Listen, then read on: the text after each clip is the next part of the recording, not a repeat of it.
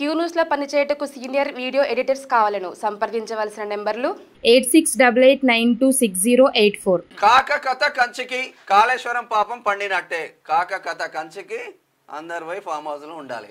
కేసీఆర్ కు నోటీసులు ఇచ్చిన కోర్టు అల్లుడు హరీష్ సహా 8 మందికి మేడిగడ్డ బ్యారేజ్ వ్యవహారంలోనే సెప్టెంబర్ 5న హాజరు కావాల్సిందే. ఇంకా తవ్వితే మరిన్ని నిజాలు మెడకు బిగిస్తున్న వచ్చు. మిగిలిన బ్యారేజ్ల వ్యవహారం బట్టబయలయ్యే అవకాశం. ఊచలు లెక్క పెట్టే ముహూర్తం ఎప్పుడు?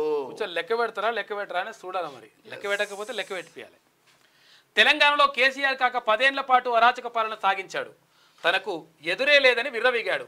కేసీఆర్, కేటీఆర్, హరీష్, కవితక్క, ఇక సంతోష్ ఇలా చెప్పుకుంటూ పోతే ఒక్కొక్కరిది ఒక్కో దొంగ గాదా.